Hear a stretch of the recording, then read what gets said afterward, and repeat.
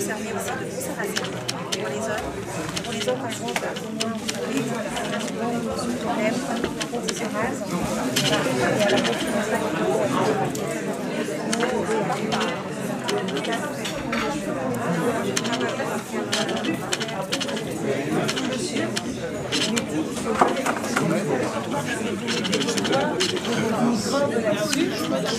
et non, le beurre sort par là.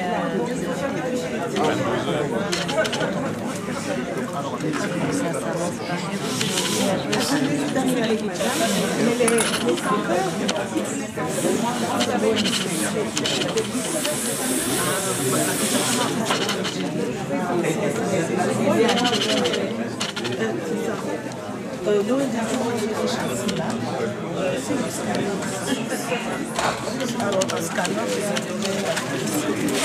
et vous verrez. Donc, on est en train de finir de s'installer. On fait des activités de naturalité et de diversité. On va organiser le marché. Ok. Donc, on travaille avec des producteurs locaux. Et puis, on fait des 100% naturel. Qui est juste mobile, qui a aussi des formations. Et on a mis dans des sachets biodégradables réutilisables pour activité traditionnelle. Quand on fera des dégustations également. Les stands sont là. Je pense que tu as poussé encore, ma chérie.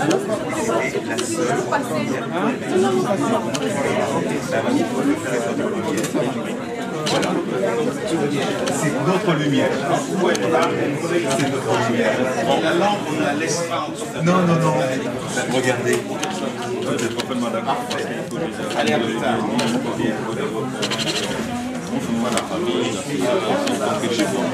Après, il se fait adresser son ami, ensuite le voisin. Ceux qui ont vraiment réussi,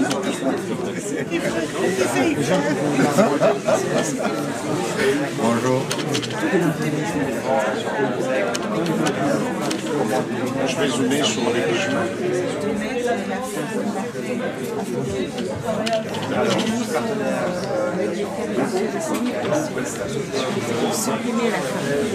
Pour sublimer la flamme. Parfait.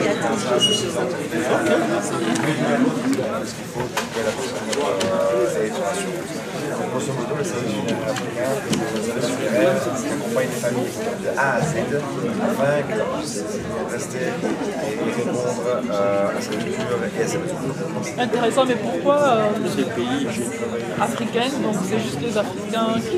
Alors c'est pas juste les Africains, j'ai créé cette entreprise pour la communauté africaine parce que la communauté est très grande, très développée, elle a conservé sa culture et elle a transmis aux futures générations. La communauté est très structurée dans le sens où les quartiers africains, on retrouve les restaurants, les magasins, la création par exemple pour la diaspora. Et alors évidemment, quand il y a des événements, des bagages, pourquoi allez-vous réinvestir dans l'atelier cette année? Et ils m'ont répondu par oui, on va réinvestir et les fonds servent à réinvestir dans l'atelier. Mais il n'est pas répondu Ouais. Mais ça va vous réveiller tout l'après-midi.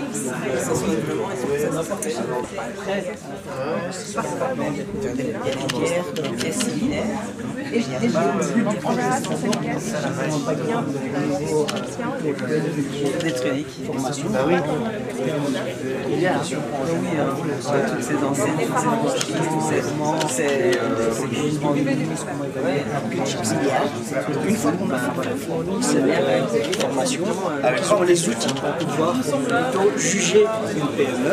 Et à ce moment-là, de l'autre côté, on sélectionne des PME et puis on fait le match entre les deux. Vous avez la diaspora. Aujourd'hui, nous allons consacrer la journée à l'entrepreneuriat. On aura des pitchs, on aura des masterclass, des success stories. Donc ce sera uniquement la journée consacrée à l'entrepreneur, aux start-up, aux porteurs de projets. voilà, ça c'est ce qui est prévu pour la journée d'aujourd'hui. Je pense qu'elle va aussi être intéressante que celle d'hier. Au moins on va entendre ceux qui sont dans le terrain et ceux qui essayent vraiment de porter haut leur projet. Pour commencer, je vais donner la parole à Enabel, notre partenaire qui nous accueille, qui va faire un tout petit mot d'introduction. Mais c'est une véritable joie pour Enabel, un honneur de vous accueillir dans nos bâtiments ici à la rue Haute à Bruxelles. Enabel, agence belge de développement, vous le savez. Nous sommes actifs dans 21 pays, nous comptons aujourd'hui plus de 2000 collaborateurs. 170 projets regroupés autour des objectifs de développement durable, paix et sécurité, changement climatique, mobilité humaine, urbanisation, lutte contre les inégalités sociales et économiques, dans l'objectif et vers l'ambition d'une croissance plus inclusive. Il est évident que la deuxième journée de cet événement majeur, ce forum économique international centré sur l'entrepreneuriat, est au cœur de nos préoccupations dans les pays où nous officions.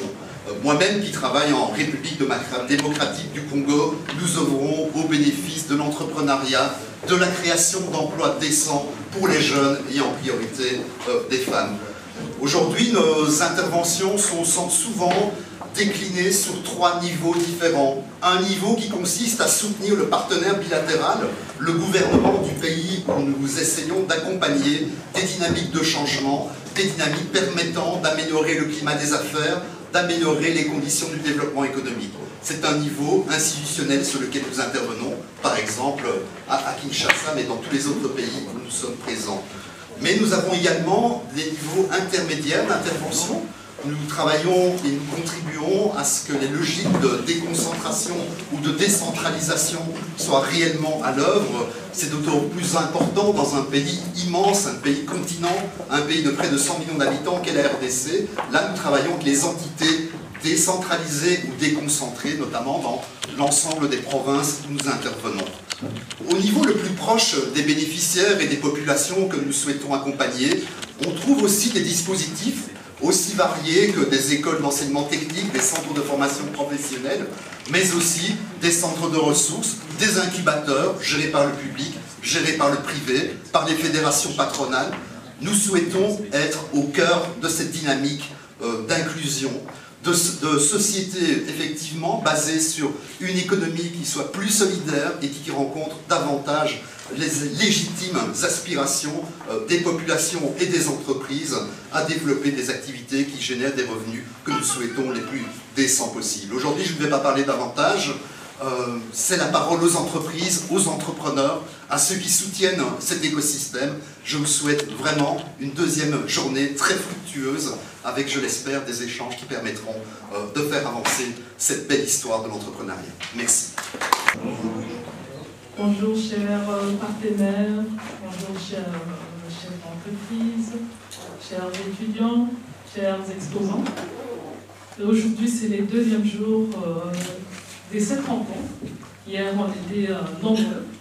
Nous avons eu des panels intéressants, des expériences intéressantes et des partages, je pense que vous avez tous profité des informations que nous avons partagées hier. Et aujourd'hui, comme vient de le dire Luc, c'est une journée plus dédiée à l'entrepreneuriat, aux entrepreneurs. Et vous avez bien vu qu'on a commencé par la visite des stands parce qu'on veut mettre en avant l'entrepreneuriat, on veut mettre en avant les exposants. Et je vous souhaite tous de temps en temps de visiter les stands, d'aller voir ce qui se passe de l'autre côté. Et la journée, elle est très riche. Aujourd'hui, c'est une journée un peu très pratique. Hier, c'était une journée avec beaucoup d'informations. On a présenté les opportunités des différents pays, donc le Maroc, Congo-Kinshasa, Congo-Brazzaville. On a présenté comment on pourrait maximiser ses chances dans l'entrepreneuriat, le financement, les fonds d'investissement, comment arriver à lever des fonds.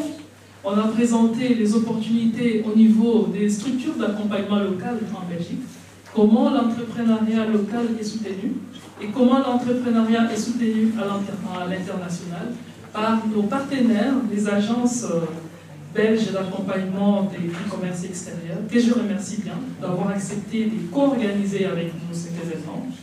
Enabel qui nous reçoit dans ces beaux cadres hier et aujourd'hui. Merci au DG. Et aussi Brussels, AWET, FIT, OIM qui est encore présent aujourd'hui. Je vous souhaite à tous une bonne conférence, bonne journée de réseautage. Maximisez les réseautages, les contacts. Le plus important, c'est d'arriver à nouer de vrais partenariats et les concrétiser. Ne pas venir dans le forum pour écouter, échanger des cartes de visite. On sera plus fiers d'apprendre à la prochaine édition qu'il y a eu de vrais partenariats, de vrais contrats. Bonne chance à tous et je vous souhaite une très belle journée. Bonjour à tous. Alors c'est vrai que je viens parler de structures qui ne sont pas entrepreneuriales et donc on attend fort bien de passer la parole aux entrepreneurs. Mais justement, je viens vous parler de liens qui peuvent être faits avec l'entrepreneuriat ou des structures qu'on ne considère pas comme faisant de l'entrepreneuriat. C'est le cas ici, association sans but lucratif. C'est dans le nom, n'est-ce pas? Mais à Soliris, Bruxelles, donc le réseau bruxellois de solidarité internationale, on considère aussi qu'il y a un terreau fertile lié aux associations et c'est ce que je vais tenter de vous exposer en quelques instants. Je ne sais pas qui s'occupe du PowerPoint. C'est moi. Voilà, donc le eye contact, je dois le faire ici pour changer. Je t'en prie. Donc, je travaille au CNCD 111111, le Centre national de coopération au développement. Pour rappel, en Belgique, Enabel met en œuvre la coopération gouvernementale et le CNCD représente la société civile. Donc, Soliris Brussels, c'est une plateforme régionale qui met en exergue, qui met en valeur et qui mutualise les compétences d'une série d'acteurs, en ce compris la région elle-même, Brulocalis, donc les associations des communes et de la région bruxelloise, d'ONG, d'autres structures de la société civile et des associations de diaspora. Et c'est là où se concentre mon intervention. Donc nous sommes deux pour gérer ce réseau. Je m'occupe à 100% du volet associatif et ma collègue Camélia Bendodu s'occupe à 100% du volet communal. Et pour les deux volets, on tente de rapprocher les structures. Pour faire simple, les communes bruxelloises, au même titre que les associations de diaspora, avant que la région mette de l'argent pour créer un réseau, on ne travaillait ensemble que si on se connaissait. Et c'est un peu le principe aussi des entrepreneurs. On lie des relations, on lie des relations de confiance, on se connaît, on travaille ensemble. Mais l'objectif, c'est de pouvoir accompagner de manière plus collective les communes pour qu'elles se renforcent entre elles, les associations de diaspora pour qu'elles se renforcent également entre elles, et qu'on ait à Bruxelles, capitale de l'Europe, de la Belgique, et qui se targue souvent de ses 180 nationalités, un réseau qui puisse vraiment mettre en commun les capitaux que les communes ont à disposition, je parle bien des services solidarité internationale des 19 communes, et les projets concrets, ici en Belgique ou dans leur pays d'origine, des associations de diaspora. Pour rentrer dans le vif du sujet, l'accompagnement collectif, ça comprend des formations, la plateforme en elle-même, mais aussi des groupes de travail thématiques et des groupes de travail régionaux qu'on lance en 2024.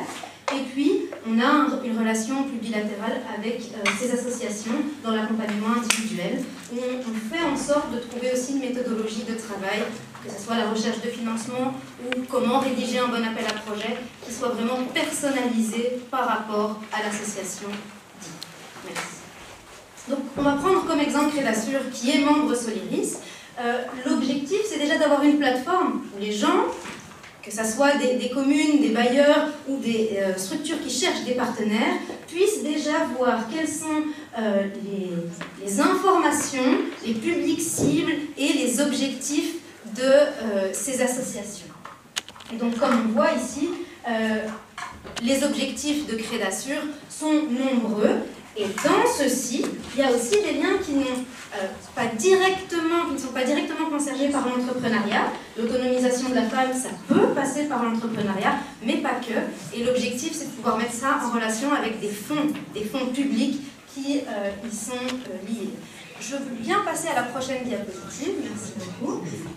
On met en exergue aussi les objectifs de développement durable, parce qu'on a beaucoup de bailleurs ici en Belgique pour qui c'est le nerf de la guerre, et ça va sans dire qu'on doit tous créer des synergies pour atteindre ces objectifs de développement durable si on veut qu'ils soient effectifs. Et donc ça fait partie de ce qu'on met en exergue, ainsi qu'un agenda avec les événements de tous les membres, qu'ils soient communaux ou associatifs, pour aussi pousser à une plus grande promotion, une plus grande mutualisation des outils de promotion dans le cadre d'activités de ce type. Et je veux bien passer à la suivante. Pour l'accompagnement collectif, je vais revenir, et je veux bien encore passer à la suivante, vous voyez comme c'est dynamique, n'est-ce pas? Je veux plutôt parler des formations, parce qu'on fait des formations de tout type. Par exemple, gestion administrative, gestion comptable, gestion financière, réponse aux appels à projets. Mais ce qui nous intéresse beaucoup, là aujourd'hui, c'est réponse aux appels à projets et gestion administrative. Un exemple concret, Bruxelles International fait, et on peut passer à la diapositive suivante, un appel à projet Sud chaque année, où elle concentre les zones d'intervention sur 3 régions, dont Kinshasa et sa périphérie. Et là, on a une formation minimum une fois par an. Donc avant l'appel, on essaye de la répliquer au maximum. Où Sophie ou Roxane, qui vous voyez sont les contacts chez Bruxelles International, viennent expliquer quels sont les do or don't do par rapport aux précédents appels à projets. Qu'est-ce que le jury a gardé comme conseil à donner? Et si on passe à la diapositive suivante également, on voit, et là c'est complètement hors cadre régional. Là, il s'agit de Business Partnership Facility, où l'appel est pour créer des liens entre les entrepreneurs et les associations. C'était fait en partenariat avec la Fondation Roi Baudouin aussi. Quand on regarde des critères comme ça, eh ben, notre rôle à Soliris, si c'est un besoin identifié par nos membres, qu'ils soient associatifs ou communaux, c'est de dire on est là, on est une structure régionale qui avons des fonds régionaux pour professionnaliser les associations, pour amener à ce que les projets soient d'une qualité irréprochable, pour qu'on ne puisse plus, et c'était le cas jusqu'à présent, et c'est encore le cas quand on parle de manque de professionnalisation, manque de professionnalisme des structures associatives quand on compare aux entrepreneurs ou aux institutions, c'est de dire qu'on pourra nous refuser notre projet, mais pas pour des raisons administratives. Parce que les critères d'éligibilité, on les maîtrise. Tout ce que vous voyez là, on doit pouvoir le maîtriser, et c'est le principe. Les membres identifient des besoins, et on crée des formations avec nos formateurs par la suite. Avoir un impact collectivement, pour moi, ça se fait avec les associations, et donc en partenariat avec les entrepreneurs, mais c'est aussi de dire qu'il y a une économie sociale, et ça a été cité plus tôt, et que quand on veut faire des formations de gestion de projet, quand on veut faciliter les partenariats, quand on veut échanger des bonnes pratiques entre nous, entre membres, il faut aussi penser à quels sont les bons outils. Et jusqu'à présent, les associations n'utilisent pas de business model Canva, n'utilisent pas de business plan, ne vont pas vers des agences de microcrédit parce qu'elles ne se considèrent pas comme entrepreneurs sociaux. Et c'est l'objectif de cette partie-là. Et puisque vous voyez de l'autre côté, les maillages de projet pour un monde juste et durable, indicateurs, monitoring, financement public, c'est aussi de dire aux entrepreneurs de la diaspora et aux associations qu'il y a des financements toujours publics pour participer au développement des communes, pour avoir une coopération décentralisée aussi. Alors j'en cite qu'un seul, le programme fédéral de coopération internationale communale, c'est de renforcer les capacités entre des communes ici et des communes des pays partenaires. Et donc il y a toute une liste de communes wallonnes qui sont en partenariat direct avec des communes congolaises. Il y a une série de communes bruxelloises qui sont aussi en lien. Et il faut pouvoir capitaliser sur ces choses qui existent déjà. Il me semble que j'arrive à la fin de ma présentation. Vous avez ici un QR code qui renvoie vers l'ensemble des éléments qui pourraient vous être utiles, à savoir le site internet, mais aussi les données de rencontre pour les communes ou pour les associations, ainsi que mon adresse email au besoin, puisque la journée sera riche et unique. Tout d'abord, bonjour à tous. Je voudrais d'abord remercier Crédit Azur et Annabelle pour l'organisation de cet événement. Je je trouve assez génial parce que ça nous permet un petit peu à nous tous de pouvoir échanger entre nous. Donc nous sommes tous issus de la diaspora et je pense que cet échange est vraiment intéressant et vraiment important dans le sens où ça va vraiment créer des opportunités, je pense, et pour un monde meilleur et un futur meilleur. Ça, j'en suis convaincu. Alors aujourd'hui, moi je vais vous parler plutôt du projet Oremit. Hier, ma collègue de IOM a eu l'occasion de vous expliquer un peu le process. Ce que nous allons faire, c'est un peu regarder ensemble le processus dans sa globalité et quel est en fait, qu'est-ce qu'il y a vraiment d'exceptionnel dans ce projet et comment finalement, en apportant, si vous voulez, une collaboration avec différents partenaires, on arrive finalement à créer des opportunités pour la diaspora ici, mais également pour les PME qui se trouvent au pays. Alors, génial, la présentation est arrivée, c'est ça, super, merci beaucoup.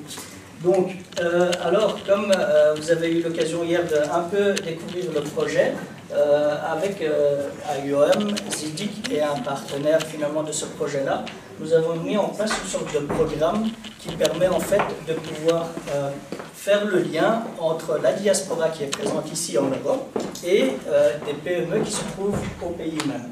Donc l'idée vraiment de ce projet-là, c'est de focaliser sur 3 sujets. Le premier, c'est d'abord la formation.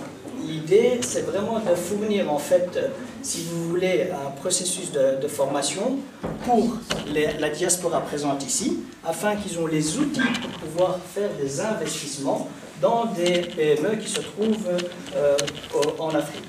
Alors, par rapport à ce projet-là, la diaspora est vraiment un point crucial.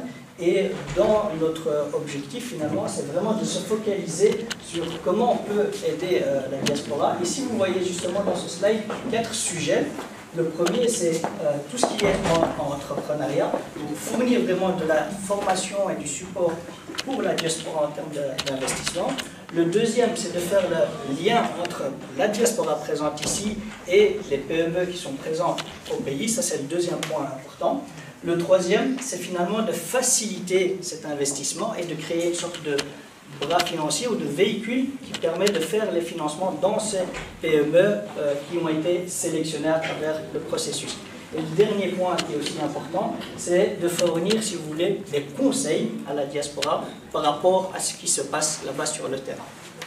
Donc, alors, Zidic Circle a comme objectif de pouvoir, si vous voulez, démocratiser ou plutôt fournir un accès à l'information dans le terme des investissements, du management, etc. Donc c'est Zidic Circle, il y a ce qu'on appelle la plateforme écolage, Zidic Circle School. Vous allez voir vraiment juste ici en bas le petit lien internet. L'idée de cette plateforme, c'est finalement de donner accès à un maximum de jeunes et de personnes pour tout ce qui concerne en fait les outils d'investissement, de management, de pitching au niveau des projets et alors d'avoir une vue globale de comment les choses fonctionnent. On a essayé de mettre en lien ce que nous savons faire avec le projet Oremit. Donc lorsque vous participez dans ce projet, avant de pouvoir expliquer ça, peut-être je vais rapidement revenir sur le projet. Le projet Oremit a 3 accents globaux. Le premier, comme je vous ai dit, c'est fournir l'information pour que les gens puissent connaître les bases de l'investissement. Le deuxième, c'est de connecter des PME avec ces finalement investisseurs qui sont présents ici et issus de la diaspora. Et le point global, c'est finalement, après tout ce processus, faire le lien entre ces investisseurs et les PME qui sont là-bas. Je vous ai parlé de l'écolage au niveau Zidic Circle. Donc Zidic fournit des présentations et des formations dans l'investissement et le management.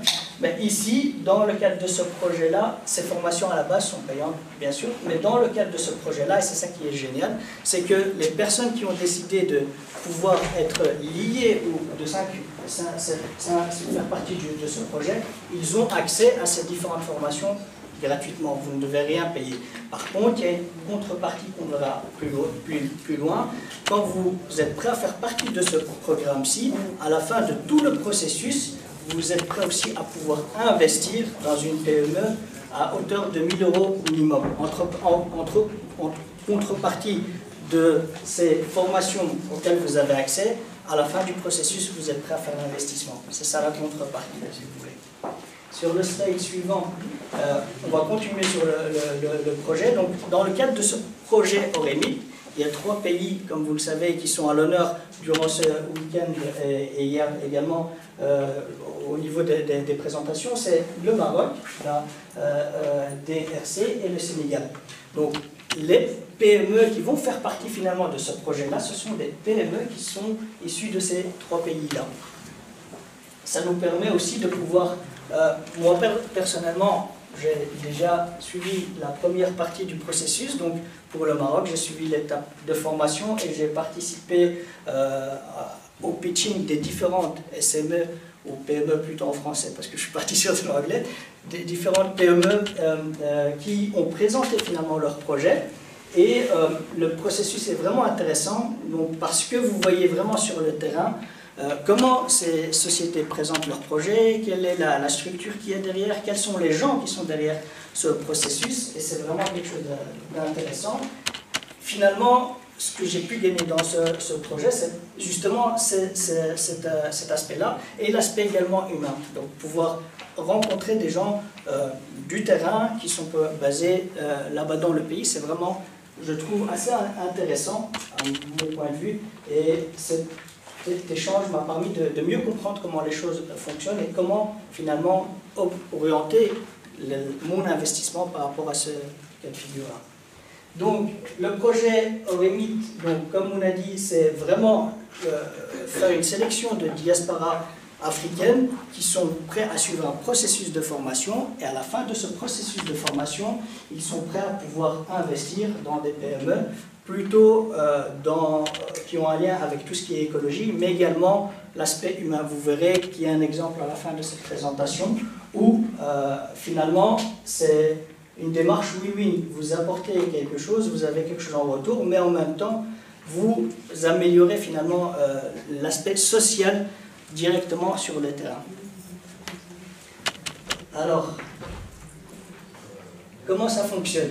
Donc, il y a un premier processus, vous allez voir au niveau de notre stand, vous avez des petits folders justement qui expliquent comment pouvoir s'inscrire à ce processus. Une fois que vous êtes inscrit et que vous lancez dans le processus, il y a un programme qui est prévu à partir du mois de février et de mars, qui consiste en 2 événements online, où vous allez avoir finalement la base des connaissances en termes de financement, d'investissement, de pitching, due diligence, etc. Et puis vous avez 2 sessions qui sont en live sur site, qu'on a appelées les 2 Saturday Retreat, où là vous allez être présent physiquement avec des personnes qui vont vous expliquer les processus, des experts qui connaissent assez bien comment l'investissement fonctionne sur le terrain et qui vont finalement vous aiguiller, vous expliquer les différentes étapes.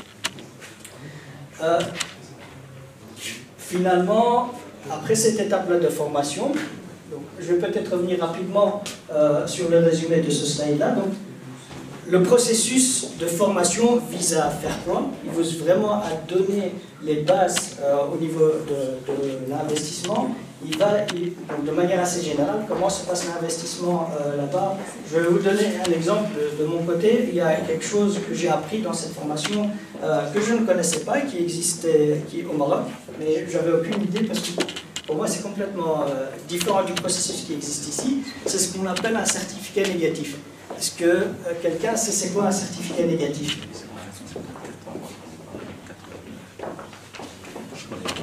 C'est quelque chose qui est spécial par exemple pour le Maroc. En fait, lorsque vous avez vous créez une société, avant de pouvoir lancer ce processus-là, vous devez d'abord aller chercher au niveau des autorités ce qu'on appelle un certificat négatif. Ça veut dire que le nom de la société n'existe pas dans le pays.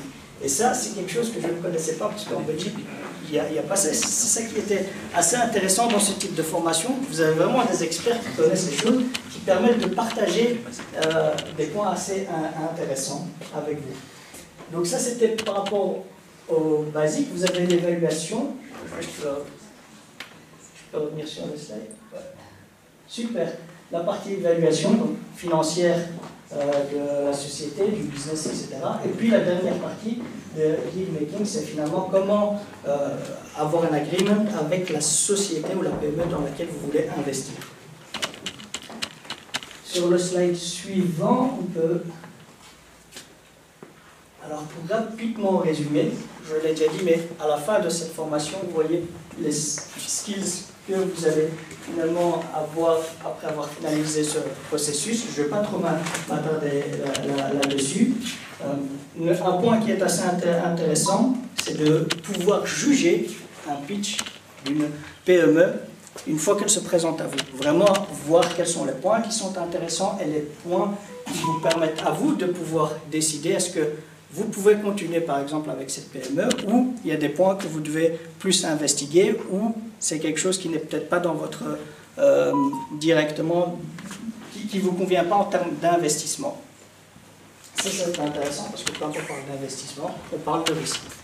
Bon, le processus global que vous voyez ici, in fine, en fait, il va vous apporter cette possibilité de pouvoir faire des investissements, mais de pouvoir aussi monitorer ou manager le risque, puisque les PME qui vont faire partie du processus, ce seront des PME qui vont elles-mêmes suivre un processus d'analyse et de sélection. Et puis, vous avez aussi l'occasion de pouvoir rencontrer cette personne au niveau du pitching, de les écouter, de comprendre leur projet et de faire votre propre analyse en ayant ce que j'ai appelé au début, la formation qui vous permet et les outils qui vous permettent finalement de faire cette analyse. Alors sur le... Ouais. Donc là on arrive un petit peu au processus de sélection des PME. Donc dans le projet ici en question, ce sont plutôt des start-up ou des PME qui sont déjà sur le terrain mais qui sont encore assez jeunes. Quand vous voyez au niveau des domaines dans lesquels on va sélectionner ces PME, c'est plutôt food, agriculture, renewable energy, water, sanitation, health, mais également, un point important, c'est le digital. Souvent, c'est dans ces catégories de points que vous allez retrouver finalement les PME qui vont faire partie du programme. Alors, par rapport à la région, c'est partout au Maroc, partout au Sénégal, partout en RDC. Là, vous voyez un peu le profil des PME, on l'a déjà dit, donc des PME assez jeunes et qui ont besoin d'un investissement entre 10 000 à 50 000 euros. Et finalement, il y a un point qui est important. Je vous ai parlé tout à l'heure du risque. Tout investissement, il y a un risque derrière. Les PME qui sont sélectionnées dans le cadre de ce projet-là doivent pouvoir, et donner leur accord plutôt, pour pouvoir passer au niveau de la due diligence. Au niveau de cette audit-là, en fait, vraiment, on va analyser l'aspect financier, on va analyser l'aspect projet, on va analyser l'équipe qui est derrière, les compétences qui est derrière, finalement, pour nous, vous, moi, puisque je fais également partie de ce processus, réduire nos risques à l'investissement. Alors là, c'est l'équipe qui a participé, par exemple, pour la partie Maroc. Vous voyez également, par exemple, il y a pas mal d'incubateurs qui connaît assez bien le secteur au Maroc, puisque comme je vous ai dit, le processus pour le Maroc a déjà démarré. En gros, par rapport au secteur militaire, il n'y a pas assez de structures et ça coûte cher. Alors on a pensé à mettre un système ou un produit qui pourra faciliter l'accès aux gens pour qu'ils puissent être pris en charge convenablement. On a pensé à Tobato. C'est une solution pour permettre à nos familles, frères, sœurs qui sont au Congo de bénéficier de ces produits pour être pris en charge convenablement. Et on s'est dit, une grande partie de la population congolaise vit et dépend de l'aide qui vient de l'extérieur. Ça veut dire la diaspora congolaise à travers le monde. Ils envoient plus ou moins 2 milliards de dollars par an pour soutenir leurs frères et sœurs restés au Congo. Dans l'alimentation, dans l'éducation, dans la santé. Alors, nous savons tous, ils peuvent envoyer de l'argent, mais cet argent-là ne sert toujours pas aux besoins destinés. Vous voyez? Alors, si vous souscrivez à Tobatella, là vous êtes sûr que votre frère, sœur, tante, neveu il sera pris en charge comme il faut, 7 jours sur 7, 24 jours sur 24, aussi longtemps qu'il a besoin d'être pris en charge par des soins, tout ce qui est lié santé et voilà, prévoyance obsèques. Donc, le produit phare, c'est Tobatella, 2,50 € pour 5 personnes. Je pense que même le Père Noël ne peut pas faire mieux que ça. Voilà. Donc, avec 2,50 €, si vous rentrez chez Carrefour, vous n'aurez pratiquement rien du tout. Mais avec 2,50 €, vous pouvez prendre en charge 5 personnes par jour. Et la consultation, les examens, les médicaments, voire même l'hospitalisation. Là, vous êtes sûr, en prenant cet abonnement, tout le monde est satisfait, tout le monde est protégé. Vous serez tranquille au lieu d'envoyer de l'argent chaque fois, de faire des transferts. Au moins ça, c'est garanti. Donc voilà. Là, on a fait, Tobatella existe depuis 1 an et demi, c'était la phase test. Le test a été vraiment concluant. Et là, c'est la partie développement. Donc, on est vraiment ouvert par rapport aux partenariats, par rapport aux investisseurs, pour venir soutenir ce produit et consolider et tendre ça un peu. Parce que jusqu'à là, on est à Kinshasa. On pense au mois de janvier, février, on va aller à Lubumbashi, Matadi. Et pourquoi pas aller vers l'Angola, Congo-Brazzaville. Le but, c'est vraiment étendre Tobatella partout. Donc voilà. Bonsoir à tous. Je me présente, je suis médecin, je suis gériatre, c'est-à-dire je m'occupe des personnes âgées de plus de 75 ans. J'exerce en France. Et à part être gériatre, je fais des soins palliatifs et l'éthique de soins. Donc aujourd'hui, je viens vous parler des GMNU, qui veut dire gériatrie et médecine nucléaire. Donc, je suis la fondatrice. Nous avons une représentation à la République démocratique du Congo et à la République du Congo-Brazzaville. Et nous sommes basés en France. Donc là, je vous présente GMNU. Pourquoi? Parce que ça va concerner tout le monde. Nous tous, nous allons passer par le vieillissement. Ça va bientôt nous rattraper aussi. Voilà pourquoi nous voulons préparer déjà notre avenir. Hein, il faut toujours, dans tout ce que nous sommes en train de faire, il faut toujours prévoir l'avenir. Et donc là, notre mission, ma mission et de ceux qui travaillent avec nous sommes en train de préparer l'avenir de l'Afrique. Nous avons nos yeux tournés vers l'Afrique. Et puis un espace éthique. Pourquoi l'éthique? Parce que nous devrions faire connaître à tout le monde qu'il faut du bon sens. Donc, tout ce que nous sommes en train de faire, surtout pour nous, les médecins, les personnels soignants, il faut que nous puissions connaître l'éthique dans le soin. Voilà, et donc j'ai parlé de la gériatrie, de la médecine nucléaire, de la néphrologie. Nous serons centrés plus pour créer des centres de dialyse. Nous avons déjà une référence de notre, personnellement avec mon époux, un centre qu'on a créé en France. Alors moi, il y a 3 ans et demi à peu près, j'ai quitté mon emploi en France, à Paris. J'étais cadre consultant dans la politique pour m'installer au Congo du coup. On est parti sur un constat, des chiffres, je ne vais pas revenir dessus, hein, puisqu'on est au courant. Sur la croissance démographique, on sait que la population elle va doubler d'ici les 25 prochaines années. On sait qu'il y a une forte dépendance alimentaire au Congo, notamment quelque chose de sidérant, un produit comme l'ail par exemple, on l'exporte, non, on l'importe à 90%, parce qu'on ne sait pas le faire, quasiment pas du tout.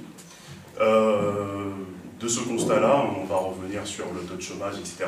Fin de constat, l'idée c'était de ne pas demeurer dans la vérité, hein, de constater les choses sans rien faire. Il fallait agir après avoir su, d'ailleurs c'est la devise de notre entreprise. Du coup, par là, on va réussir à se fédérer un bon nombre d'associés aujourd'hui qui sont français, haïtiens, enfin, c'est le monde qui est représenté pour un projet comme au Congo.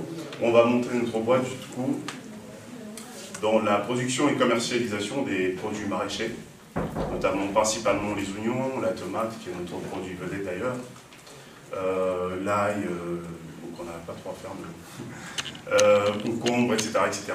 Ces produits-là vont représenter 80% à peu près, enfin, je veux dire, on va les retrouver dans 80% de nos recettes.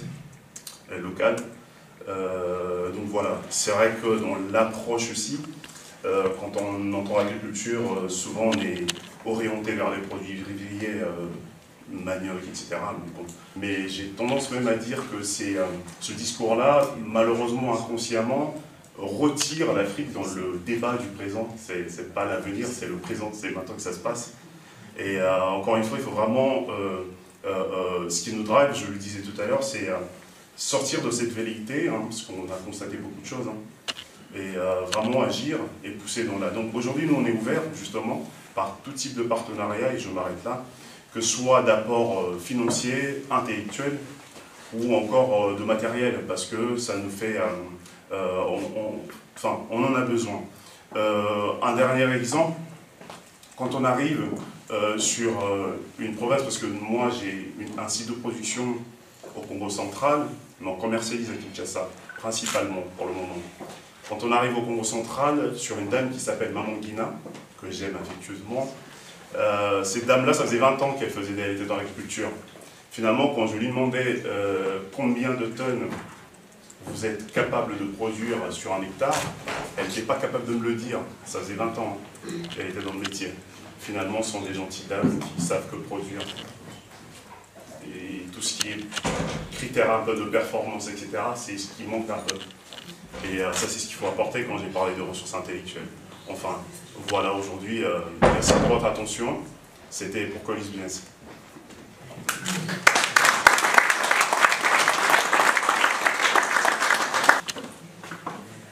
Bonjour à tous. Bonjour. Je suis Esaïe Zondé de Lupachi. Je suis ici pour parler de notre incubateur, Diane Bilaï Business Center. En fait, merci Didier. Moi, je ne suis pas un grand conférencier, je pense que je vais demander un bureau. Alors, le fondateur, en fait, pourquoi il a créé Diane Bilaï Business Center? Il est parti de sa propre expérience. Jeune étudiant qu'il était, il a commencé par vendre les cassettes vidéo. À l'époque, qu'on appelait VHS. Je pense que nous tous, nous avions ça dans nos maisons, parce que nous étions jeunes à l'époque, bien sûr. Après ça, il a commencé à vendre des habits. Arrivé à l'université, il a fait les sciences économiques. Il a fini en économie à Lubumbashi et puis il est venu en Norvège pour s'installer en Europe. Il a commencé à travailler dans une banque en Norvège. Mais il a senti que ça n'allait pas pour lui. Et il a décidé de rentrer au pays. Il est rentré à Lubumbashi. Alors, une fois, quelqu'un l'a appelé. Quelqu'un l'a appelé pour lui dire, écoute, il y a des Mozambicains qui sont à Lubumbashi, qui voudraient un partenariat avec la Gécamine, tout ça. Il ne connaissait rien de lui. Alors, rien de lui. Tout ce qu'il a fait, il est allé à la Gécamine, à la direction générale, pour prendre des informations utiles. Il est rentré vers les Mozambicains pour leur dire, voilà, pour avoir des carrières miniers, la procédure de la Gécamine et ABCDEF. Qu'est-ce que j'aimerais relever ici? C'est l'initiative, le courage de quelqu'un qui a cru en lui-même. Parce qu'aujourd'hui, nous sommes dans un salon sur l'entrepreneuriat, mais déjà le mot entrepreneuriat peut faire peur. Or, entreprendre, c'est faire quelque chose. Et pour nous, à DBC, nous nous disons, tout le monde peut faire quelque chose. Tout le monde peut entreprendre. C'est comme ça. Il a eu la vision d'encadrer des jeunes Congolais. En fait, tous ceux qui veulent entreprendre dans n'importe quel secteur. En fait, dans n'importe quel secteur. Dans la vente des charbons, dans Il y a quelqu'un qui a parlé ici de la culture maraîchère et tout. Par exemple, pour les femmes, celle qui a un don de tresser, en fait, chez nous, c'est faire quelque chose qui nous importe. Tout ce que vous pouvez faire, tout ce que vous pouvez entreprendre, vous pouvez gagner chez nous. En fait, c'est comme ça qu'on est en train d'encadrer des jeunes. Et aujourd'hui, nous encadrons 1200 jeunes à Lubumbashi. C'est un bouton, quand je me lance là, maintenant, ça va se mettre en haut. Voilà le bruit que ça fait là. Quand je coupe, ça va se couper, ça s'active. Je le relance. Je le coupe encore, ça va se taire. Voilà, c'est ce dispositif qui est le meilleur match. Alors donc, on fait quelques démos là. On commence par quoi? Je lance le dispositif. Voilà, il est en marche là maintenant. Il est en marche et donc allons chercher une multiprise. Multiprise, oui. Multiprise que nous allons brancher. Oui. Branche bien. Voilà. Comme vous regardez là. Apparemment, ce n'est pas encore allumé là. Mais nous allons lancer le disjoncteur. En haut, lance le disjoncteur. Voilà, quand on lance le disjoncteur, qu'est-ce que vous constatez? Oui, que vous constatez que c'est bien. Coupe encore le disjoncteur. Coupe le disjoncteur. Vous voyez que c'est éteint. Parmi vous, c'est un groupe électrogène. Un groupe électrogène. En fait, c'est un coffret qui produit de l'électricité. C'est un coffret, un dispositif qui produit de l'électricité grâce à la force électromécanique. Et ça, c'est une invention made in Africa.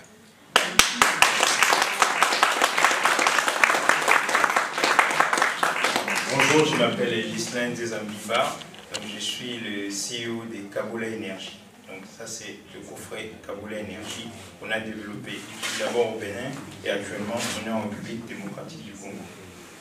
Alors, vous êtes parmi vous, vous savez tous que, si vous peut-être vous ne savez pas, en Afrique, il y a environ 600 millions de personnes aujourd'hui qui ont encore des soucis pour avoir accès à l'électricité. Par exemple, pour la RDC, je ne sais pas si vous connaissez les statistiques, il y a environ 10 à 15% maximum des entreprises qui ont accès vraiment à l'électricité. Vous imaginez un pays où on est plus de 100 millions d'habitants, moins de 20% ont accès du matin au soir accès à l'électricité. Donc c'est pour ça que moi et mon équipe, on a développé ces coffrets-là, comme vous voyez. Ça c'est déjà pour le coffret orienté pour les particuliers et les petites unités de production. Donc là, on est en recherche et développement pour développer des micros et des mini, des micros, en fait, il y a des petits, des micros et des mini centrales hydroélectriques orientées pour alimenter les villages, pour alimenter les petites cités. Par exemple, actuellement, on a un projet à Mwanda où on est en train de faire l'étude de faisabilité pour permettre à ce que cette ville, qui est alimentée, écoutez bien, à moins de 20%. Comme la plupart des grandes villes, alors que Mwanda regorge à peu près 120 000 habitants. Vous imaginez, moins de 20 000 personnes ont accès à l'électricité dans cette ville. Et partout en Congo, c'est la même chose. Donc, c'est pour ça qu'on a pris cette mission avec moi et mon équipe. Aujourd'hui, nous, qu'est-ce qu'on recherche? On recherche des personnes qui ont bien compris cet aspect-là, qui ont vu ce qu'on a déjà fait et qui sont prêts à nous accompagner. À partir du mois de janvier, je pars en Afrique pour 3 semaines, parce qu'on a déjà la société qui est créée, on a déjà quelques clients potentiels, dont Orange Énergie, je ne sais pas si vous connaissez, la filiale, voilà, et ils nous font des propositions. Il y a la Société nationale d'électricité qui veut faire appel à nous, et il y a d'autres villes qui sont éloignées des grandes villes, des villes qui sont éloignées du réseau central, parce que le gros problème qu'on a constaté, c'est quoi? C'est que dès que vous sortez des artères principales, vous n'avez plus accès à l'électricité. Et même si, vous voyez bien que les sociétés nationales ont du mal à aller jusqu'au-delà de certains points. Donc du coup, notre solution s'adapte aux personnes, aux particuliers, mais aussi aux petites et aux moyennes entreprises. Bonsoir à tous. Je suis ravie d'être là. Mon histoire, elle parle de success story, mais je pense que c'est une histoire entrepreneuriale, comme bon nombre. Toutes les histoires commencent par l'envie de se réaliser, l'envie d'avoir un impact, d'apporter quelque chose dans ce monde qui me fasse avancer dans une bonne direction. Et mon histoire à moi est une histoire assez classique. J'ai étudié dans une école de commerce, j'ai fait un parcours assez classique. J'ai fait de l'audit financier, ensuite de la consultance, donc beaucoup de PowerPoint, Excel, etc. Et à un moment donné, j'ai réalisé que j'étais sur un chemin qui n'était pas le bon chemin pour moi. C'est-à-dire que quand j'étais jeune, enfin plus petite, j'étais extrêmement créative. Et si on m'avait demandé, mais qu'est-ce que tu veux faire quand tu seras grande, mon rêve ultime, c'était de travailler dans la mode, d'avoir ma propre marque et de laisser une marque dans ce monde. Et je pense qu'après 10 ans de carrière dans la consultance, j'ai réalisé que j'avais un choix. Soit je restais dans le confort qui était celui de ma vie, soit je prenais le risque de tout quitter et de rentrer sur un chemin qui était complètement inconnu. Et en fait, j'ai été très méthodique. Et je pense que l'entrepreneuriat, c'est tout à fait cela. Comme le disaient les personnes avant moi, c'est vraiment se mettre en marche. C'est aller chercher les informations là où elles sont. C'est créer un réseau là où on n'en a pas et faire des rencontres. Mais c'est aussi ne pas avoir peur d'échouer. Parce que l'échec fait partie aussi du chemin et il nous apprend les plus belles leçons. Donc concrètement, quand j'ai commencé, j'ai d'abord essayé de me rapprocher des ateliers. J'ai eu, je pense, 6 échecs. C'est-à-dire que j'ai été jusqu'en Italie dans une petite Fiat rencontrer un atelier qui m'a escroqué. J'ai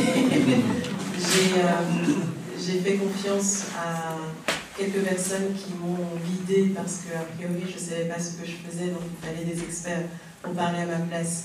Ils sont partis avec mon argent. J'ai trouvé un atelier qui finalement a développé un peu de prototype, mais c'était la catastrophe. Enfin bref, il y a eu pas mal d'essais et erreurs. Aïcha Diop, je viens du Sénégal. Je suis en Belgique dans le cadre de Enabel, le partenariat qu'on fait dans le programme Pérou-Etio. C'est un programme qui nous permet de venir en Belgique et chercher des partenaires pour le développement de nos structures.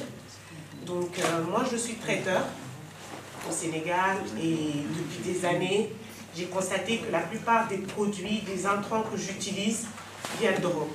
Même les bouillons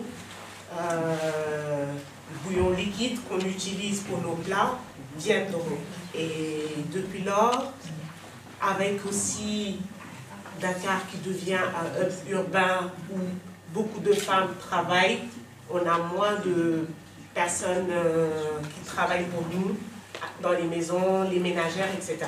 Donc la femme sénégalaise est devenue une femme très active qui court dans tous les sens pour pouvoir travailler et gérer sa famille. Et c'est dans ce cadre-là qu'on a vu comment mettre en place une unité de production multimodale pour faire des produits agroalimentaires naturels basés sur les recettes de nos mamans et tout en mettant en place les notions de HACCP, de Lean Management afin de pouvoir travailler à l'échelle. Donc fournir les grandes surfaces avec les produits surgelés. Donc on a mis en place des plateaux de sucré et de salé en surgelé que bientôt les Sénégalais pourront trouver dans les grandes surfaces, faire leur fête, donc le Picard de l'Afrique, comme on dit. Voilà, et aussi réfléchir à des concepts qui permettront aux femmes sénégalaises, parce que c'est le travail des femmes, de faire les repas très facilement, etc. Parce que tout ça, je tiens d'abord à remercier Annabelle, Création, c'est good job, et je remercie aussi et je salue la présence des directeurs Ezekiel, qui suit toujours dans l'époque de l'entrepreneuriat. Moi, je l'observe, il est en train de pointer les produits qui vont intéresser les ministères. Alors, je suis très content déjà que ces simulateurs viennent, il y a un mois que ça a vu le jour, mais il y a quand même déjà des résultats qui se pointent. En fait, moi, j'anime une émission, Classe Affaires, à la télévision congolaise. Et cette émission parle de la diaspora qui entreprennent en République démocratique du Congo. On a fait pas mal des émissions, Congo Synergie, on a fait pas mal des émissions, on essaie de montrer la diaspora qui travaille. Alors à chaque fois, une fois qu'une émission est passée, je pense que Nzeza essaie, beaucoup de gens appellent, qu'est-ce que nous allons faire? Moi je vais entreprendre, moi je vais être aussi comme lui, je vais aussi fabriquer ça, comment je peux avoir des subventions, comment je peux faire ceci. Alors ça m'a incité à mettre en place ces simulateurs. Oui, ça m'a incité à mettre en place ces simulateurs qui permet d'abord d'encourager l'entrepreneuriat. C'est-à-dire, quelqu'un qui veut entreprendre, il a un projet d'entreprendre, mais il ne va pas aller quelque part. Il prend juste ce que lui, il a. Il fait rentrer dans ses simulateurs. Et les simulateurs lui donnent des solutions par rapport au projet que lui a pour l'entrepreneuriat. Donc, c'est-à-dire que moi, je vais faire quelque chose pour construire ou mettre en place un produit.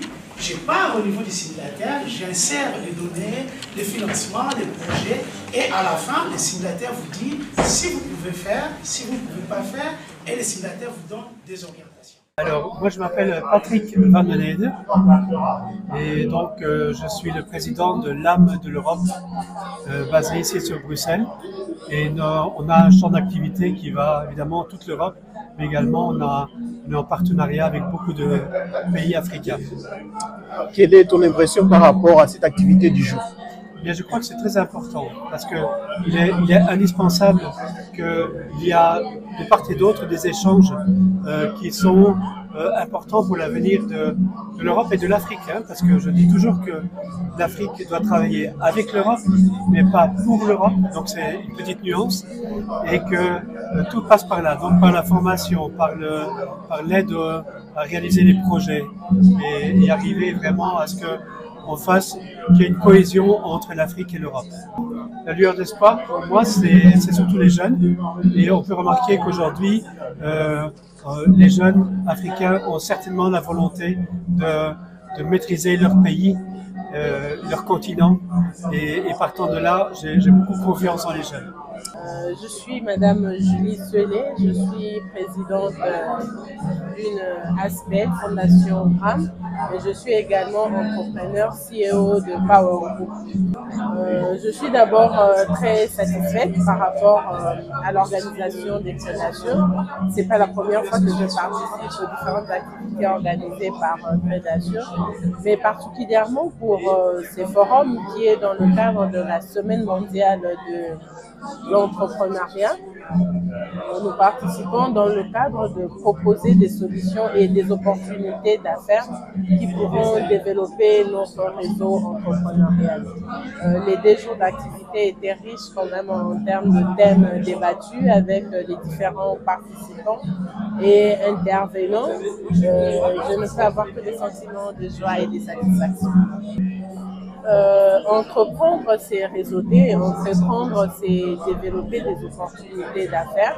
Et je pense que dans ce forum, j'ai eu à élargir encore une fois de plus mon réseau grâce aux différents participants dont j'ai pu échanger les coordonnées.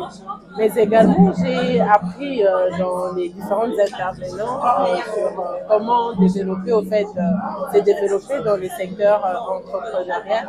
Personnellement, j'ai tiré quelques idées entrepreneuriales où je me dis probablement je vais me lancer pour renforcer et accroître encore mes activités. Moi, c'est M. Ezekiel Bidoya. Je suis le directeur des cabinets adjoints de Son Excellence Monsieur le ministre de l'entrepreneuriat, petite et moyenne entreprise de la République démocratique du Congo. Donc je suis venu à l'invitation de Crédasur, d'abord pour soutenir voilà, l'action qu'il est en train de développer pour créer finalement cette corrélation nord-sud en réunissant voilà, tous les acteurs. Cette fois-là, on était également intéressé à participer parce que c'est la semaine mondiale de l'entrepreneuriat. Et comme je l'ai dit, je travaille avec le boss de l'entrepreneuriat au pays. Donc il était plus qu'indiqué que nous puissions marquer notre présence pour pouvoir accompagner ces activités, écouter les différents acteurs, écouter aussi les entrepreneurs qui sont en train de présenter leurs projets. Je suis content pour notre compatriote Esther Michel, parce qu'en mettant en place ce cadre de réseautage, ça permet finalement de fédérer tous les acteurs, aussi bien au pays qu'au Congo, et ça c'est très très encourageant. Et je leur ai dit, je vois que l'organisation d'année en année, il y a un cap qui est franchi, donc ça c'est très très encourageant. Comme vous le savez, notre président de la République veut vraiment développer notre pays en mettant un accent sur l'entrepreneuriat pour non seulement diversifier notre économie, mais également créer de la richesse et des emplois pour le Congolais. Et donc, ça ne va pas se faire seulement avec les Congolais qui vivent au pays, mais également avec la diaspora. Et les cadres comme celle qu'organise ici Madame Esther avec Crédasur, c'est des cadres qui permettent finalement de communiquer pour que les entrepreneurs de la diaspora puissent avoir du répondant au niveau du pays. Et avec le projet qu'on vient de présenter des Quantum PME, ça permet finalement d'avoir un outil qui va leur ouvrir les horizons au niveau de tous les acteurs, parce que finalement, ils seront visibles sur la plateforme et plusieurs acteurs qui interagissent avec le ministère pour être courant des projets qui sont en train de développer. Le ministère a mis en place un programme national de développement de l'entrepreneuriat qui est basé sur une trilogie d'appui. Donc vous avez des agences qui accompagnent les entrepreneurs, notamment au niveau de la formation de l'Agence nationale de développement de l'entrepreneuriat. Au niveau du financement, c'est le Fonds de garantie à l'entrepreneuriat. Et à côté de ça, il y a également des projets qui sont financés par la Banque mondiale, les projets du gouvernement. Nous avons le projet d'appui au développement de PME qui est mué maintenant en projet Transform avec une enveloppe globale de 300 millions de dollars pour accompagner le développement de l'entrepreneuriat, les jeunes particulièrement. Vous avez également au niveau du marché l'autorité de régulation de la sous-traitance qui a pour mission de trouver des marchés privés de sous-traitance et les accorder à l'entrepreneuriat congolais. Donc en dehors de ça, sous l'impulsion du chef de l'État, il y a également une loi de promotion de l'entrepreneuriat des startups qui a été promulguée. Tout ça pour améliorer l'environnement des affaires et permettre à ce que notre entrepreneuriat puisse se développer. Donc il y a autant de dispositifs que le gouvernement est en train de mettre en place pour accompagner le développement de l'entrepreneuriat national. Bon, je me présente en 15 secondes ou en une demi-heure? Bon, mais tout simple, je suis ici en tant que secrétaire de Exchange Expertise, qui est une association qui a déjà plus d'une vingtaine d'années, qui avec l'association néerlandophone Exchange fait de l'expertise bénévole en Afrique, pour nous, en Afrique francophone. Ça représente maintenant près de 2000 expertises, mais ces expertises se limitent pas seulement à constater, désolé pour mes lunettes, ne se contentent pas seulement de constater, nous essayons aussi de partager avec nos partenaires entrepreneuriaux nos connaissances et leur apporter sur base de leurs demandes une réponse qui soit constructive et qu'ils peuvent exploiter directement. Et ça va de la mode en passant par le pain. Enfin, tu pourrais me poser une cinquantaine de questions différentes. Nous avons une base en fait de 400 experts et cette base augmente. Mais je trouve ça très constructif, je dirais. J'ai un seul regret, c'est que il y a une très grande présence de RDC, de gens d'origine congolaise. Est-ce que ce sont les plus dynamiques? Est-ce que les autres ne suivent pas? Ce n'est pas une critique au niveau des Congolais, mais je me dis où sont les Marocains, où sont les Sénégalais? Je me dis il y a comme qui dirait un petit vide. Mais je trouve la réunion très intéressante, très constructive, et surtout le plus important, c'est au niveau du réseautage. Le fait de pouvoir mettre des visages parfois et de pouvoir discuter avec des personnes de projets de plus en plus, divers mais constructifs. Et de se dire, ce type de projet n'a peut-être pas de futur, mais par contre l'autre en a. Mais ça, on est un pour nous rappeler en salle. D'accord. Mais donc, qu'est-ce que ton organisation, en tant que telle, pourra apporter comme plus par rapport aux opportunités que tu as vues et dont tu as entendu parler? Mais pour moi, c'est très simple. Nous fonctionnons essentiellement en Afrique. Ça n'empêche de créer des relations constructives ici. Nous avons rencontré des partenaires, de futurs partenaires avec qui nous pouvons collaborer pour améliorer notre travail. N'oublie pas que ce travail, il est bénévole. Donc, les demandeurs, c'est-à-dire les entrepreneurs, ne payent finalement que le repas, je dirais le logement et le déplacement sur place. Mais cela peut se passer de façon toute simple, pas besoin d'hôtel 5 étoiles.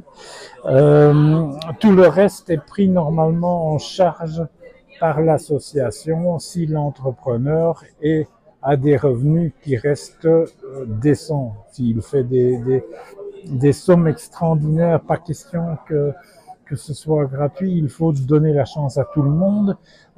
Nous avons de la chance d'avoir des experts qui sont vraiment très pointus. La majorité de nos experts ont dépassé la cinquantaine, voire la soixantaine, mais ce sont des gens qui sont tout à fait au point par rapport à leurs connaissances, qui sont d'anciens professeurs d'université. C'est vrai qu'on est à Louvain-la-Neuve, mais ce sont aussi des experts, des ingénieurs, un choix très vaste qui peuvent répondre à des demandes tout à fait pointues sur base d'un dossier qui est envoyé à notre association grâce à des représentants locaux qui sont sur place. Et moi, par rapport à tout ce que j'ai entendu, c'est entreprenez, c'est le meilleur terme, continuez, développez, vous êtes probablement en partie le futur de l'Afrique. J'espère que les gens qui me regardent sont d'accord avec ça. En tout cas, n'abandonnez pas. Voilà, je me présente, c'est Madame Josette Lupaka. Je suis présidente d'une association Paquitas House. Je suis venue ici dans plusieurs cadres, non seulement pour rencontrer aussi des entrepreneurs, parce que je suis moi-même aussi entrepreneur aussi dans un certain sens, mais aussi c'est très important parce que il y a eu beaucoup d'échanges, j'ai beaucoup apprécié et on a pris des contacts bien sûr parce que c'était ça aussi le but. La connaissance et voilà, c'est dans tout ça que je me suis retrouvée. Donc dans l'entrepreneuriat, les connaissances, les contacts, on a besoin de ça parce que nous organisons aussi des activités nous-mêmes dans le cadre de notre association, que ce soit à Bruxelles, que ce soit à Kinshasa, et c'est très important qu'on puisse rencontrer les gens de part et d'autre parce que c'est un échange en fait. Et donc c'est un peu ça. Oui, madame. Alors, moi, j'encourage énormément la vision de Crédassure. Je trouve que c'est une vision qui est importante, surtout de rassembler pour moi, ici dit, les entrepreneurs d'une part, mais surtout tous ceux qui sont de la diaspora, donc qui sont surtout venus d'ailleurs et venus se retrouver ici à l'étranger, on va dire, et qui essaient de sortir la tête de l'eau. Simplement parce que voilà, ils entreprennent des projets et ils incitent aussi à ceux qui sont ici ou de retourner au pays, de pouvoir investir. Et ça, je trouve ça louable. Donc, j'encourage ce projet, Crédassure, d'aller de l'avant. Je suis ambassadrice aussi de Crédassure. Donc, j'encourage ceux qui veulent aussi s'affilier à Crédassure de pouvoir s'affilier parce que c'est un projet qui va s'étendre. Voilà. Voilà pourquoi je dis que c'est important de participer à ce genre d'événement parce que on est toujours inspiré, on regarde toujours comment font les autres, hein, et ça nous apporte toujours un plus. Et donc, ça nous pousse à aller toujours de l'avant aussi. Donc voilà, on est inspiré dans tout, étant donné qu'il y a plusieurs entrepreneurs, on voit un peu de tout, que ce soit dans la santé, que ce soit dans les bijoux, que ce soit dans... On est vraiment inspiré dans pas mal de choses. Donc voilà, c'est un peu... Voilà. Je suis ici premièrement parce que moi je suis à la tête de la société Collis Business dans l'agroalimentaire. Hein. On est spécialisé sur les produits maraîchers. On produit, on commercialise. Je suis ici parce que cet événement organisé par Crédassure nous assurait, désolé pour les jeux de mots, justement de croiser les différents acteurs de différents secteurs justement pour dynamiser et surtout mutualiser les efforts, toujours dans le cadre d'entrepreneuriat et du développement surtout des pays dans lesquels nous évoluons, le Congo entre autres. Impressionné, je sais pas si c'est positivement ou négativement, non mais aussi dans le cadre de l'entrepreneuriat en fait. Vous voulez dire dans le forum d'aujourd'hui? Oui, dans le format d'aujourd'hui. Qu'est-ce qui t'impressionne? Déjà la convivialité, c'est important. Donc le côté humain, on le ressent très vite quand on arrive ici. La disponibilité aussi des organisateurs, mais aussi et qu'est-ce que j'allais dire? Il y a un état d'esprit quand même assez homogène dans les différents partenaires que je retrouve ici, et c'est assez plaisant et c'est très fluide dans les échanges en même temps qu'on a avec les différents partenaires, même quand on se connaît pas. Et ça, c'est ce que j'apprécie fortement. Beaucoup de choses, de l'ouverture de l'esprit. Déjà, il y a un apport intellectuel qui est très, très, très important aussi dans ce qu'on retient de différents interlocuteurs qu'on a aujourd'hui. En tout cas, j'ai eu la chance et l'occasion d'en parler avec une bonne dizaine. On apprend toujours, hein, parce que c'est soit des personnes qui sont dans une logique de success story, parce qu'elles racontent ce qu'elles ont réussi à faire, et donc pour nous aussi ce sont des exemples. Derrière, sur des gens qui sont aussi dans un même registre que nous, et d'autres aussi qui ont déjà investi bien avant. Donc oui, finalement, tout ce monde-là, ça peut qu'être un plus pour nous, pour Collis Business. C'est une continuité, finalement, c'est une continuité d'un projet Collis Business qui existe depuis un peu plus de 3 ans maintenant. En venant ici, c'est justement s'inscrire dans une continuité, dans une logique de continuité sur ce qu'on a déjà fait avant, c'est-à-dire la jeunesse, la dynamiser. Et je répète ce que j'ai dit tout à l'heure, c'est-à-dire on veut sortir de la velléité, on veut sortir du constat. Quelqu'un disait science sans conscience n'est que ruine de l'âme. Non, j'ai tendance à dire le savoir sans action n'est que ruine de l'âme aussi. Finalement, savoir les choses, faire des constats, c'est avoir un fusil de chasse, mais l'action, c'est d'appuyer sur la gâchette. Aujourd'hui, en venant ici, on appuie sur la gâchette parce que on est dans du concret, dans l'agissement et surtout dans l'action. Je suis Esther Michel, l'initiatrice du forum Crédassure et la CEO du groupe Crédassure. Et c'est la chute, donc je suis encore une fois satisfaite. Donc comme vous l'avez bien vu, la différence du format d'hier et d'aujourd'hui. Donc hier on présentait plus les structures, l'accompagnement qui existe, les soutiens financiers en termes de formation aussi. Quelles sont les structures avec lesquelles on collabore au niveau de la Belgique, que ce soit au niveau de diplomatie, donc les ambassades, et au niveau de l'Afrique de manière générale. Mais aujourd'hui, c'est vraiment la promotion de l'entrepreneuriat, pas seulement des Congolais, mais de la diaspora africaine. Vous avez vu, il y a plusieurs entrepreneurs de la diaspora béninoise, sénégalaise, congolaise. Donc c'est mixte de tout. C'est ça qui fait la beauté de ces projets. Donc Crédassure, c'est vraiment une initiative qui accompagne l'entrepreneuriat de la diaspora africaine et qui connecte cette diaspora à l'Afrique. Donc voilà un peu, je suis très satisfaite parce que comme chute, comme dernière journée, je ne peux que dire que c'est une réussite. Hein. Donc parfois il faut aussi s'évaluer soi-même, mais si je m'auto-évalue, je suis contente. Donc avec l'équipe Crédassure, les ambassadeurs qui sont tous là présents, motivés, comme l'ont dit quelques entrepreneurs, pour réussir dans un projet, on a besoin d'une équipe. Et avoir une équipe, il faut avoir une très bonne équipe qui comprend la vision et qui vous accompagne dans cette vision. Merci à vous aussi d'être toujours présents. Oui. Média Europe Afrique, voilà, nous sommes, on a de la même vision. Vous êtes là pour connecter l'Europe et l'Afrique et voilà, on travaille ensemble. Merci. Pour les années qui suivent, donc nous, on s'arrête pas. Hein. Pour ceux qui nous connaissent, on s'arrête pas. Déjà, dans 2 mois, le 19 janvier, on sera chez Hilton, à Bruxelles. Là, ce sera vraiment une toute petite rencontre ciblée à investissement. Donc, on invite les clubs des investisseurs français qui sont intéressés par l'Afrique pour rencontrer les porteurs de projets pour l'Afrique. Donc, ça sera vraiment une petite session avec des personnes qui ont des projets ciblés. Donc, voilà. Si vous êtes aussi vous faites parmi de ces personnes, vous êtes les bienvenus et toujours travailler avec les médias Europe-Afrique, vous êtes les bienvenus. Donc, en tant qu'entrepreneur, on est là pour s'améliorer, on est là ouvert pour les remarques constructives. C'est ce qui fait que Crédassure aujourd'hui, à chaque fois on s'améliore parce que voilà, on est très réceptif.